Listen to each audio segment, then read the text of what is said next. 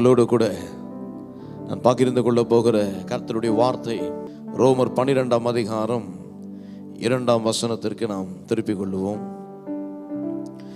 நீங்கள் இந்த பிரபஞ்சத்திற்கு ஒத்த வேஷம் தெரியாமல் தேவனுடைய நன்மையும் பிரியமும் பரிபூரணமான சித்தம் என்னதென்று பகுத்தறியத்தக்க உங்கள் மனம் புதிதாகிறதினாலே மறுரூபமாகுங்கள். இந்த காலை வேளையிலும் கூட கர்த்தர் இந்த வார்த்தையோடு நம்மோடு கூட இடைப்படுகிறார். தேவன் சொல்லுகிறார், இந்த உலகத்திற்கு ஒத்த வேஷம் தெரியாதிருங்கள். அல்லேலூயா. ஏன் அப்படி தேவன் சொல்லுகிறார் என்று நீங்கள் சிந்திக்க வேண்டும். ஏன் அப்படி கர்த்தர் சொல்லுகிறார் என்பதை நீங்கள் புரிந்து கொள்ள வேண்டும். இந்த உலகத்தை சுற்றி பாருங்கள் அன்புக்குரியவர்களே. இந்த உலகத்தில் ஒரு நம்பிக்கையற்ற நிலைமை இருக்கிறது. அதை உங்களாலே பார்க்க முடிகிறதா? There is no hope in this world. There is only pain and agony in this world. ஆனால் வேதம் சொல்லுகிறது, மத்தேயு எழுதின புஸ்தகம் 5ஆம் அதிகாரம் 14ஆம் வசனத்திலே, நீங்கள் இந்த உலகத்திற்கு வெளிச்சமாய் இருக்கிறீர்கள் என்று வேதம் சொல்லுகிறது. அல்லேலூயா. அதே மத்தேயு 5ஆம் அதிகாரம் 16ஆம் வசனத்தை நீங்கள் வாசிக்கும் பொழுது, இவ்விதமாய் மனுஷர் உங்கள் நற்கிரியைகளை கண்டு பரலோகத்தில் இருக்கிற உங்கள் பிதாவை மகிமைப்படுத்தும்படி உங்கள் வெளிச்சம் அவர்கள் முன்பாக பிரகாசிக்க கடவுது. நம்பிக்கையற்ற நிலைமையில இருக்கிற இந்த உலகத்திலே நீங்கள் நம்பிக்கையா இருக்கிறீர்கள், நீங்கள் வெளிச்சமா இருக்கிறீர்கள். உங்கள் வெளிச்சம் இந்த உலகத்தில் இருக்கிற ஜனங்களுக்கு ஒளி வீசட்டும். அப்பொழுது அவர்கள் நன்மை பெறுவார்கள், பரலோகத்தில் இருக்கும் பிதாவை கனம் பண்ணுவார்கள், துதிப்பார்கள், உயர்த்துவார்கள்.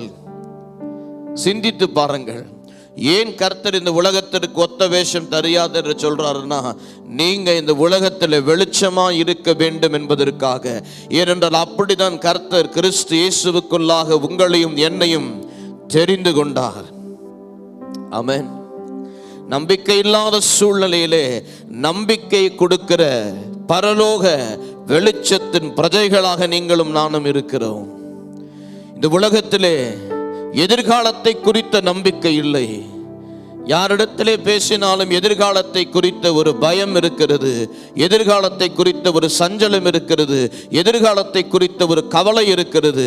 ஆனால் எரேமியா 29ஆம் அதிகாரம் 11ஆம் வசனம் சொல்லுகிறது, நீங்கள் எதிர்பார்த்திருக்கும் முடிவை உங்களுக்கு கொடுக்கும்படிக்கு உங்கள் பேரில் நினைத்திருக்கிற நினைவுகளை அறிவேன் என்று கர்த்தர் சொல்லுகிறார். அவைகள் தீமைக்கல்ல, சமாதானத்துக்கு ஏதுவான நினைவுகள். அப்ப நம்முடைய எதிர்காலத்தை குறித்து சமாதானத்துக்கு ஏதுவான எதிர்காலத்தை தேவன் வைத்திருக்கிறார். நல்ல நினைவுகளை தேவன் வைத்திருக்கிறார். எப்பேற்பட்ட நம்பிக்கை இன்றைக்கு உங்களுக்கு இருக்கிறது என்பதை சிந்தித்து பாருங்கள். ஆனால் உலகத்தில் இருக்கிறவர்களுக்கு எதிர்காலத்தை குறித்த நம்பிக்கை இல்லை. அடுத்தது என்ன நடக்கும் என்று தெரியவில்லை. ஆனால் உங்களுக்கும் எனக்கும் நன்மை நடக்கும் என்று அறிந்திருக்கிறோம். ஆகவே தேவன் சொல்லுகிறார், இந்த உலகத்திற்கு ஒத்த வேஷம் தெரியாதே. ஏனென்றால் நீங்கள் எதிர்காலத்தை குறித்த ஒரு நிச்சயத்தை உடையவர்கள், எதிர்காலத்தை குறித்த ஒரு நம்பிக்கை உடையவர்கள், நல்ல எதிர்காலத்தை நோக்கி செல்லுகிற பிரஜைகளாய் இருக்கிறீர்கள். சுற்றி பாருங்கள், எங்கும் பாதுகாப்பில்லை. உலகத்தில் எந்த இடத்திலும் பாதுகாப்பில்லை. எது வேண்டும் என்றாலும் எங்கே வேண்டாம் நடக்கலாம், தெரியாது. There is no protection, there is no health. பலவிதமான வியாதிகள் பரவிக்கொண்டிருக்கிறது, பலவிதமான பிரச்சனைகள் உலகெங்கும் பரவிக்கொண்டிருக்கிறது. There is no health or protection but in Christ. ஆனால் கிறிஸ்துவுக்குள்ளாக பரிபூரண பாதுகாப்பு இருக்கிறது. சக்கரியா 2ஆம் அதிகாரம் 5ஆம் வசனம் சொல்லுகிறது, உன்னை சுற்றி அக்கினி மதிலாக நான் இருக்கிறேன். அல்லேலூயா. இஸ்ரவேலர்களுக்கு தேவன் சொல்லுகிறார், அன்புக்குரியவர்களே, ஒரு தேசத்திற்கே மதில் சுவர்கள் வேண்டாம், நானே இந்த தேசத்திற்கு அக்கினி மதிலா இருப்பேன் என்று சேனைகளின் கர்த்தர் சொல்லுகிறார்.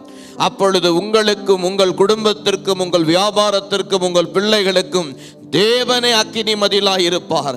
சேனைகளின் கர்த்தரே அக்கினி மதிலா இருப்பார். எப்பேற்பட்ட நம்பிக்கை! இன்றைக்கு நீங்கள் ஒரு பாதுகாப்பின் நம்பிக்கையின் அடிப்படையிலே இருக்கிறீர்கள்.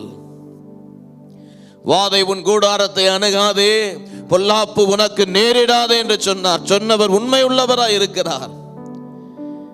வேதம் சொல்லுகிறது, ஏசாயா 53:5 அவருடைய தழும்புகளினாலே உங்களுக்கும் எனக்கும் அவர் சுகத்தை கட்டளையிட்டார். யாத்திராகமம் 15:26 வேதம் சொல்லுகிறது, நானே உன் பரிகாரியாகிய கர்த்தர். எகிப்திலே வர பண்ணின எந்த வியாதிகளை உன் மீது நான் வர பண்ண விடமாட்டேன் என்று சொல்லுகிறார். எப்பேற்பட்ட சுகத்தை நம்பிக்கை இன்றைக்கு தேவன் உங்களுக்கும் எனக்கும் கொடுத்திருக்கிறார். ஆனால் உலகத்தில் இருக்கிறவர்களுக்கு அப்படிப்பட்ட நம்பிக்கை இருக்கிறதா என்பதை சிந்தித்துக் கொள்ளுங்கள். ஏன் இதை பேசிக் கொண்டிருக்கிறேன் என்றால், கர்த்தர் சொல்லுகிறார், உலகத்திற்கு ஒத்த வேஷம் தெரியாதே. ஏனென்றால் உனக்கு நான் கொடுத்திருக்கிற ஆசீர்வாதம் வித்தியாசம். உனக்கு நான் கொடுத்திருக்கிற பாதுகாப்பா இருக்கட்டும், சுகமா இருக்கட்டும், எதிர்கால நம்பிக்கையா இருக்கட்டும், பரிபூர்ண ஒரு நிச்சயமா இருக்கட்டும், எல்லாவற்றை குறித்தது உனக்கு நான் கொடுத்தது வித்தியாசம்.